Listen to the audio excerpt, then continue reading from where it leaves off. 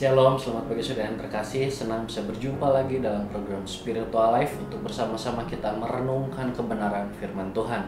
Dan ayat perenungan kita pada pagi hari ini terambil dari Matius 26 ayat 57 sampai 68. Matius 26 ayat 57 sampai 68. Saya akan bacakan ayat ini bagi saudara semua.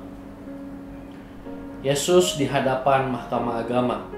Sesudah mereka menangkap Yesus, mereka membawanya menghadap Kayafas, imam besar. Di situ telah berkumpul ahli-ahli Taurat dan tua-tua.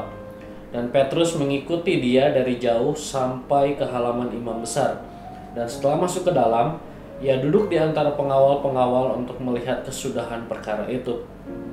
Imam-imam kepala, malah seluruh mahkamah agama mencari kesaksian palsu terhadap Yesus, supaya ia dapat dihukum mati. Tetapi mereka tidak memperolehnya, walaupun tampil banyak saksi dusta. Tetapi akhirnya tampillah dua orang yang mengatakan, orang ini berkata, aku dapat merubuhkan bait Allah dan membangunnya kembali dalam 3 hari. Lalu imam besar itu berdiri dan berkata kepadanya, tidakkah engkau memberi jawab atas tuduhan-tuduhan saksi ini terhadap engkau? Tetapi Yesus tetap diam. Lalu kata imam besar itu kepadanya, demi Allah yang hidup, katakanlah kepada kami, apakah engkau Mesias, anak Allah atau tidak? Jawab Yesus, engkau telah mengatakannya.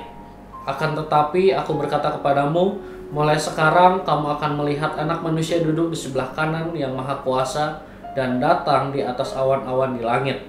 Maka imam besar itu mengoyahkan pakaiannya dan berkata, ia menghujat Allah. Untuk apa kita perlu saksi lagi? Sekarang telah kamu dengar hujatannya.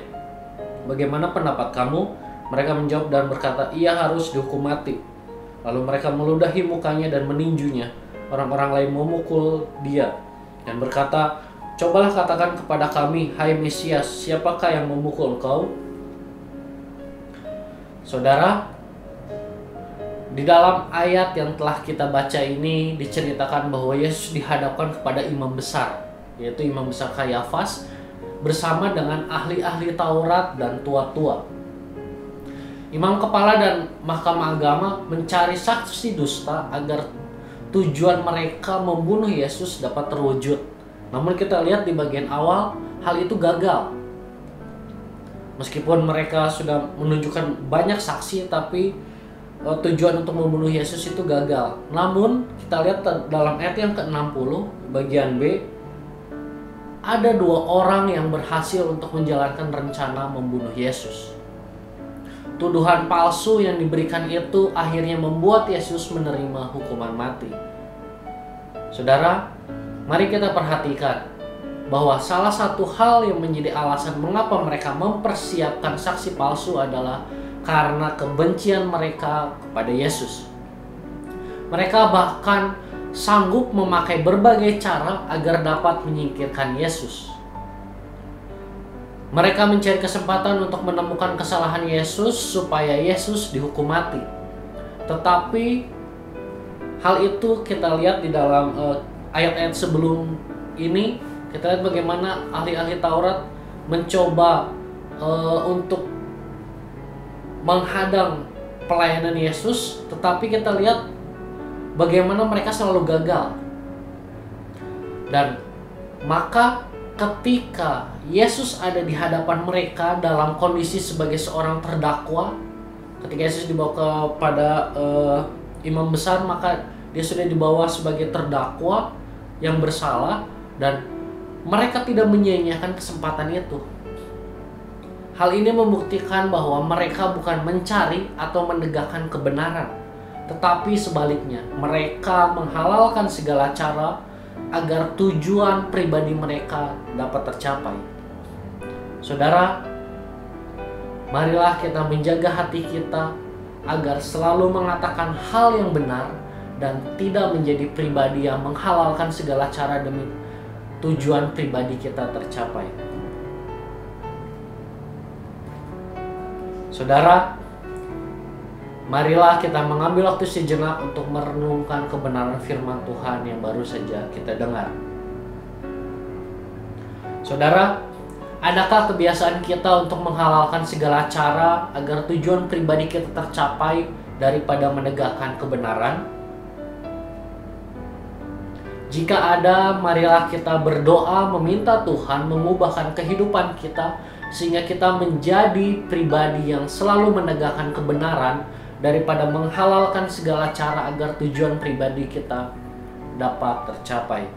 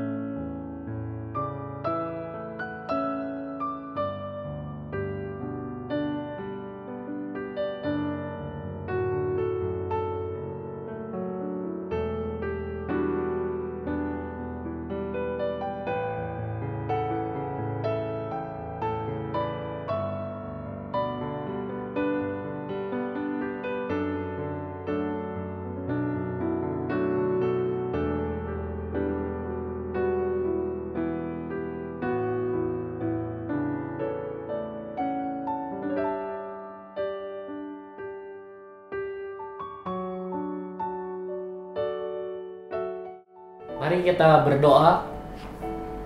Bapak, terima kasih buat kebenaran firman Tuhan yang kembali datang kepada setiap kami pada pagi hari ini. Bapak, terima kasih telah mengajarkan satu hal kembali kepada setiap kami mulai kebenaran firman Tuhan pagi hari ini. Mengajarkan kepada setiap kami untuk kami menjadi pribadi yang tetap memegang kebenaran di dalam setiap kehidupan kami dan tidak menjadikan keinginan kami menjadi yang utama, keinginan kami harus dapat terlaksana, terlebih keinginan kami untuk hal-hal yang buruk Tuhan. Tetapi melalui firman Tuhan pagi hari ini kami diingatkan untuk kami tetap terus menegakkan kebenaran. Bapak, kami juga berdoa menyerahkan aktivitas kami hari ini.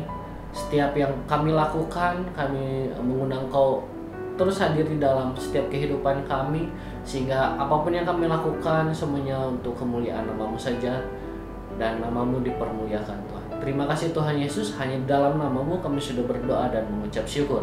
Haleluya, amin. Selamat pagi, selamat beraktivitas, Tuhan Yesus memberkati.